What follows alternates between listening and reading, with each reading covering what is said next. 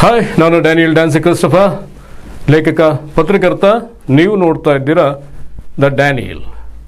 ಇಡೀ ದೇಶದ ಗಮನ ಸೆಳೆದಿದ್ದ ಕರ್ನಾಟಕದ ದಾವಣಗೆರೆ ದಕ್ಷಿಣ ವಿಧಾನಸಭಾ ಕ್ಷೇತ್ರದ ಉಪಚುನಾವಣೆ ಮುಗಿದು ಜನರು ಫಲಿತಾಂಶವನ್ನು ಎದುರು ನೋಡ್ತಿದ್ದಾರೆ.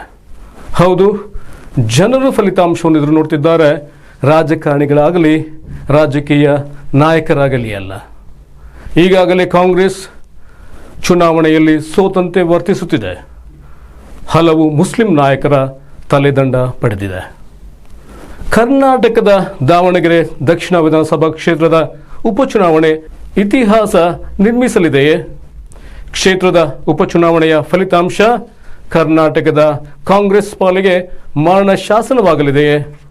ಇದು 2028ರ ಚುನಾವಣೆಯಲ್ಲಿ ಬಿಜೆಪಿ ಜೆಡಿಎಸ್ ಮೈತ್ರಿಕೂಟ ಅಧಿಕಾರಕ್ಕೇರಲು ಕಾರಣವಾಗಲಿದೆಯೇ? ಅದಕ್ಕೆಲ್ಲಕ್ಕಿಂತ ಹೆಚ್ಚಾಗಿ ಇದು ಕರ್ನಾಟಕದಲ್ಲಿ ಮುಸ್ಲಿಂ ದಲಿತ ರಾಜಕಾರಣಕ್ಕೆ ಅಡಿಪಾಯ ಹಾಕಲಿದೆಯೇ? 2011ರ ಜನಗಣತಿಯ ಪ್ರಕಾರ ಕರ್ನಾಟಕದಲ್ಲಿ 11% ಮುಸ್ಲಿಮರಿದ್ದಾರೆ.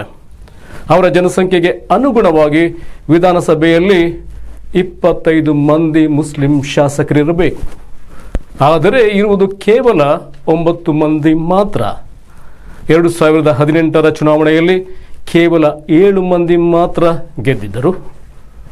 ಕರ್ನಾಟಕದ ಇದುವರೆಗಿನ ಯಾವುದೇ ವಿಧಾನಸಭಾ ಚುನಾವಣೆಯಲ್ಲಿ 25 ಮಂದಿ ಮುಸ್ಲಿಮರು ಆರಿಸಿ ಬಂದಿಲ್ಲ. 1978ರಲ್ಲಿ ಅತ್ಯಧಿಕ ಮಂದಿ ಅಂದರೆ 18 ಶಾಸಕರು ಆರಿಸಿ ಬಂದದ್ದೇ ಇದುವರೆಗಿನ ಅತ್ಯಧಿಕ ಸಂಖ್ಯೆ. ಕರ್ನಾಟಕದ ಸರಿಸುಮಾರು 40 ವಿಧಾನಸಭಾ ಕ್ಷೇತ್ರಗಳಲ್ಲಿ ಮುಸ್ಲಿಮರು ಅಭ್ಯರ್ಥಿಗಳನ್ನು ಸೋಲಿಸಬಲ್ಲ, ಗೆಲ್ಲಿಸಬಲ್ಲ ಸಂಖ್ಯೆಯಲ್ಲಿದ್ದಾರೆ. ಇವುಗಳ ಪೈಕಿ ಕಲಬುರಗಿ, ಬೀದರ್, ರಾಯಚೂರು, ಕರಾವಳಿಯ ಸುಮಾರು 19 ಕ್ಷೇತ್ರಗಳಲ್ಲಿ ಮುಸಲ್ಮಾನ ಮತದಾರರ ಸಂಖ್ಯೆ 30%ಕ್ಕಿಂತ ಹೆಚ್ಚಿದೆ. ಕರ್ನಾಟಕದ 34 ಸದಸ್ಯ ಬಲದ ಸಂಪುಟದಲ್ಲಿ 11% ಲೆಕ್ಕದಲ್ಲಿ 5 ಮಂದಿ ಮುಸ್ಲಿಂ ಸಚಿವರಿರಬೇಕು. ಈಗ ಇರುವವರು 2 ಮಾತ್ರ, BZ ಜಮೀರ್ ಅಹಮದ್ ಖಾನ್ ಮತ್ತು ರಹೀಂ ಖಾನ್. ಮುಸಲ್ಮಾನರು ಬೆಂಬಲಿಸುವ ಧರ್ಮಾತೀತ ಪಕ್ಷಗಳು ಅವರಿಗೆ ಸಂಖ್ಯೆಗೆ ಅನುಗುಣವಾಗಿ ಪ್ರಾತಿನಿಧ್ಯ ನೀಡಿಲ್ಲವಾದರೂ ಅವರು ಕಾಂಗ್ರೆಸ್, ಜಾತ್ಯತೀತ ಜನತಾದಳಗಳನ್ನೇ ಬೆಂಬಲಿಸುತ್ತಾ ಬಂದಿದ್ದಾರೆ. 2023ರ ಚುನಾವಣೆಯಲ್ಲಿ ಕಾಂಗ್ರೆಸ್ ಮುಸಲ್ಮಾನರ ಒಗ್ಗಟ್ಟಿನ ಬೆಂಬಲದಿಂದ 135 ಸ್ಥಾನಗಳ ಭಾರೀ ಬಹುಮತ ಪಡೆಯಲು ಸಾಧ್ಯವಾಯಿತು.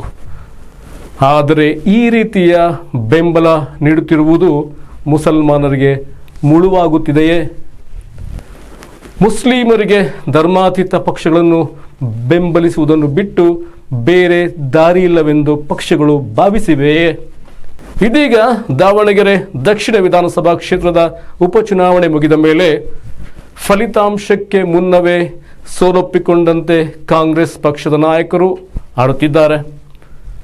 ಸೋಲಿಗೆ ಮುಸ್ಲಿಂ ನಾಯಕರೇ ಕಾರಣ ಎಂಬಂತೆ ಅವರನ್ನು ಅಟಕಾಯಿಸಿಕೊಂಡು ಸೋಲಿಗೆ ಮುಸ್ಲಿಂ ನಾಯಕರನ್ನೇ ಹೊಣೆ ಮಾಡ್ತಾ ಇದ್ದಾರೆ. ಸ್ವತಃ ಮುಖ್ಯಮಂತ್ರಿ ಸಿದ್ದರಾಮಯ್ಯನವರೇ ಅವರ ರಾಜಕೀಯ ಕಾರ್ಯದರ್ಶಿ ನಾಜೀರ್ ಅಹಮದ್ ರವರ ರಾಜೀನಾಮೆ ಪಡೆದಿದ್ದಾರೆ. ಕರ್ನಾಟಕ ಪ್ರದೇಶ ಕಾಂಗ್ರೆಸ್ ಸಮಿತಿ ಅಲ್ಪಸಂಖ್ಯಾತ ಘಟಕದ ಅಧ್ಯಕ್ಷ ಅಬ್ದುಲ್ ಜಬಾರ್ ಅವರಿಂದ ರಾಜೀನಾಮೆ ಬರೆಸಿಕೊಳ್ಳಲಾಗಿದೆ. ಮಂತ್ರಿ ಜಮೀರ್ ಅಹಮದ್ ಖಾನ್ ರವರ ರಾಜೀನಾಮೆ ಬರೆಸಿಕೊಳ್ಳಲಾಗದ ಕಾಂಗ್ರೆಸ್ ನಾಯಕರು ಅವರನ್ನು ಕರೆದು ತೆಗಳುತ್ತಿದ್ದಾರೆ. ಸ್ವತಃ ಮುಖ್ಯಮಂತ್ರಿಯವರೇ ಹಿಗ್ಗಾಮುಗ್ಗ ಜಾಡಿಸಿದ್ದಾರೆ. ಆದರೆ 40% ಮುಸ್ಲಿಮರಿರುವ ಈ ಕ್ಷೇತ್ರದಿಂದ, ಅಂದರೆ ದಾವಣಗೆರೆ ದಕ್ಷಿಣ ವಿಧಾನಸಭಾ ಕ್ಷೇತ್ರದಿಂದ ಈ ಉಪಚುನಾವಣೆಯಲ್ಲಿ ಮುಸ್ಲಿಮರೋರ್ವರಿಗೆ ಟಿಕೆಟ್ ಕೊಡಬೇಕೆಂಬ ಮುಸ್ಲಿಮರ ಕೇಳಿಕೆಯನ್ನು ಯಾವ ಕಾಂಗ್ರೆಸ್ ನಾಯಕರು ಮನ್ನಿಸಲಿಲ್ಲ. ಬದಲಿಗೆ ಮಂತ್ರಿ SS ಮಲ್ಲಿಕಾರ್ಜುನ ನನಗೆ ಯಾವ ಹೈಕಮಾಂಡು, ನನಗೆ ಯಾವ ಕಮಾಂಡು ಎಂದೆನ್ನುತ್ತಾ ಪೆದ್ದುಗುಂಡು ಮಗನ ಕೈ ಹಿಡಿದು ಎಳೆದುಕೊಂಡು ಹೋಗಿ ಪಕ್ಷದ ಅನುಮತಿಯೂ ಇಲ್ಲದೆ, ಬಿ ಫಾರ್ಮ್ ಕೂಡ ಇಲ್ಲದೆ ಮಗನ ಹೆಸರಿನಲ್ಲಿ ನಾಮಪತ್ರ ಸಲ್ಲಿಸಿ ಮುಸಲ್ಮಾನ ಆಕಾಂಕ್ಷಿಗಳನ್ನು ಬಾಯಿಗೆ ಬಂದಂತೆ ಬಯ್ಯತೊಡಗಿದರು. ಎಷ್ಟಾದರೂ 2008ರಲ್ಲಿ ಕಾಂಗ್ರೆಸ್ ಪಕ್ಷ ಮುಸಲ್ಮಾನ ಅಭ್ಯರ್ಥಿಗೆ ನೀಡಿದ್ದ ಬಿ ಫಾರ್ಮ್ ಅನ್ನೇ ಕಿತ್ತುಕೊಂಡು ಅಪ್ಪ ಶಿವಶಂಕರಪ್ಪ ಹಾಗೂ ಮಗ ಮಲ್ಲಿಕಾರ್ಜುನ ಸೇರಿಕೊಂಡು ಮಲ್ಲಿಕಾರ್ಜುನರ ಹೆಸರಿನಲ್ಲಿ ಬಿ ಫಾರ್ಮ್ ಸಲ್ಲಿಸಿ ಆ ಬಿ ಫಾರ್ಮ್ ತಿರಸ್ಕೃತವಾಗಿ 2008ರಲ್ಲಿ ಕಾಂಗ್ರೆಸ್ ಪಕ್ಷಕ್ಕೆ ದಾವಣಗೆರೆ ಕ್ಷೇತ್ರದಲ್ಲಿ ಅಭ್ಯರ್ಥಿಯೇ ಇಲ್ಲದಂತಾಗಿತ್ತು. ಬಿಜೆಪಿ ಗೆಲುವಿಗೆ ಇದು ಕಾರಣವಾಗಿತ್ತು. ಆಗ ಇದು ದೊಡ್ಡ ವಿಷಯವೇ ಆಗಲಿಲ್ಲ. ಈ ಬಾರಿ ಕನಲಿ ಹೋದ ಮುಸ್ಲಿಮರು ಸುಮಾರು 24 ಮಂದಿ ಮುಸ್ಲಿಂ ಅಭ್ಯರ್ಥಿಗಳನ್ನು ಕಣಕ್ಕಿಳಿಸಿಬಿಟ್ಟರು. ಆದರೂ ಮುಸ್ಲಿಮರ ಕೇಳಿಕೆ ಕೋಣನ ಮುಂದೆ ಕಿನ್ನರಿ ಬಾರಿಸಿದಂತಾಗಿ ಯಾವ ಕಾಂಗ್ರೆಸ್ ನಾಯಕರು, ಹೈಕಮಾಂಡ್ ಆಗಲಿ ರಾಜ್ಯ ನಾಯಕರಾಗಲಿ ಮುಸ್ಲಿಮರ ಕೇಳಿಕೆಗೆ ಸೊಪ್ಪು ಹಾಕಲಿಲ್ಲ. ಆದ ಕಾರಣ ಮುಸ್ಲಿಮರೆಲ್ಲ ಕಾಂಗ್ರೆಸ್ ವಿರುದ್ಧ ಮತ ಚಲಾಯಿಸಿದ್ದಾರೆ ಎಂದು ಹೇಳಲಾಗುತ್ತಿದೆ. ಇದರಿಂದಾಗಿ ಕಳೆದ ಬಾರಿ 1300 ಚಿಲ್ಲರೆ ಮತಗಳನ್ನು ಪಡೆದಿದ್ದ social democratic party of India ಈ ಬಾರಿ 21,300 ಚಿಲ್ಲರೆ ಮತಗಳನ್ನು ಪಡೆಯಲಿದೆ ಎಂದು ಅಂದಾಜಿಸಲಾಗಿದೆ. ರಾಜಕೀಯ ವಿಶ್ಲೇಷಕರು ಈ ರೀತಿಯಾಗಿ ಹೇಳುತ್ತಿದ್ದಾರೆ. ಇದರಿಂದಾಗಿ ಕಾಂಗ್ರೆಸ್ ಸೋತು ಬಿಜೆಪಿ ಗೆಲ್ಲಲಿದೆ ಅಂತೆ. ಇದರಿಂದಾಗಿ ಕೆಂಡಾಮಂಡಲರಾಗಿರುವ ಕಾಂಗ್ರೆಸ್ ನಾಯಕರು ಕಣ್ಣಿಗೆ ಬಿದ್ದ, ಕೈಗೆ ಸಿಕ್ಕ ಮುಸ್ಲಿಂ ನಾಯಕರನ್ನೆಲ್ಲ ಅವರದ್ದೇ ಭಾಷೆಯಲ್ಲಿ ಹೇಳುವುದಾದರೆ ಹಿಡಿಡ್ಕೊಂಬಂದು ಬೆಂಡೆತ್ತಾ ಇದ್ದಾರೆ. ಸ್ವಾಟೆ ತಿವಿದು ರಾಜೀನಾಮೆ ಬರ್ಸ್ಕೊಳ್ತಾವ್ರೆ. ಇದು ಮುಸ್ಲಿಮರು ಆತ್ಮಾವಲೋಕನ ಮಾಡಿಕೊಳ್ಳುವಂತೆ ಮಾಡಿದೆ. ಮುಸ್ಲಿಮರು ಪ್ರಾದೇಶಿಕ ಪಕ್ಷವೊಂದನ್ನು ಕಟ್ಟುವ ನಿಟ್ಟಿನಲ್ಲಿ ಚಿಂತಿಸುವಂತೆ ಮಾಡಿದೆ. ಈಗಾಗಲೇ ಈ ನಿಟ್ಟಿನಲ್ಲಿ ಕಾರ್ಯಪ್ರವೃತ್ತರಾಗಿರುವ ಕೆಲ ಮುಸ್ಲಿಂ ಉದ್ಯಮಿಗಳು ಮೇ 4ರ ಫಲಿತಾಂಶದ ನಂತರ ಮುಸ್ಲಿಂ ದಲಿತ ಸಮುದಾಯಗಳ ಸಂಯೋಗದ ಹೊಸ ಪಕ್ಷದ ಘೋಷಣೆ ಮಾಡಲಿದ್ದಾರೆ. ದಾವಣಗೆರೆ ದಕ್ಷಿಣ ಕ್ಷೇತ್ರದಿಂದ ಕಾಂಗ್ರೆಸ್ ಗೆದ್ದರೆ ಖಂಡಿತ ಮುಸ್ಲಿಮರಿಗೆ ಶ್ರೇಯಸ್ಸು ಸಲ್ಲುವುದಿಲ್ಲ. ಸೋತರೆ ಖಂಡಿತ ಮುಸ್ಲಿಮರನ್ನೇ ಹೊಣೆ ಮಾಡಲಾಗುತ್ತದೆ. ಇದು ಸದ್ಯ ದೇಶಾದ್ಯಂತದ ಮುಸ್ಲಿಮರ ಸ್ಥಿತಿ. ರಾಜ್ಯ ಮಟ್ಟದಲ್ಲಾಗಲಿ ದೇಶ ಮಟ್ಟದಲ್ಲಾಗಲಿ ಮುಸ್ಲಿಮರಿಗೆ ನಾಯಕರಿಲ್ಲ. ಆದ್ದರಿಂದಲೇ ಅವರಿಗೆ ಈ ಸ್ಥಿತಿ ಎಂಬಂತೆ ವಿಶ್ಲೇಷಿಸಲಾಗ್ತಾ ಇದೆ. ಸರಿಯಾಗಿಯೇ ಇದೆ. ಜನತಂತ್ರದಲ್ಲಿ ನಾಯಕರಿರುವುದಿಲ್ಲ, ಜನರೇ ನಾಯಕರು. ಜನತಂತ್ರದಲ್ಲಿ ಜನಪ್ರತಿನಿಧಿಗಳಿರುತ್ತಾರೆ.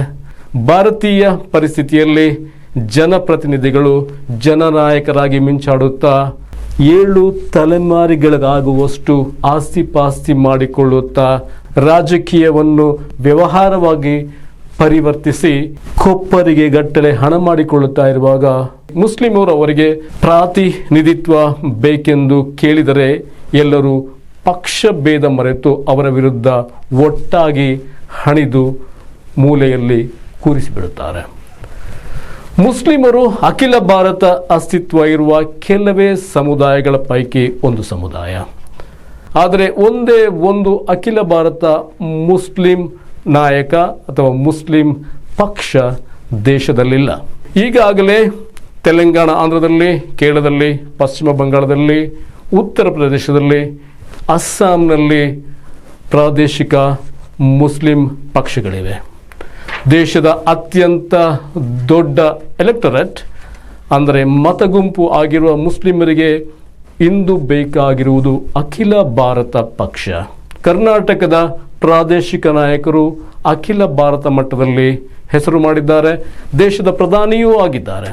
ಕರ್ನಾಟಕದಲ್ಲಿ ಮುಸ್ಲಿಂ ದಲಿತ ರಾಜಕೀಯ ಪಕ್ಷ ಅಸ್ತಿತ್ವಕ್ಕೆ ಬರಲಿದೆಯೇ? ಅದು ಕರ್ನಾಟಕದ ಸಂಪ್ರದಾಯದಂತೆ ದೇಶ ಮಟ್ಟಕ್ಕೆ ಏರುವುದೇ ಎಂಬುದನ್ನು ಕಾದು ನೋಡಬೇಕು.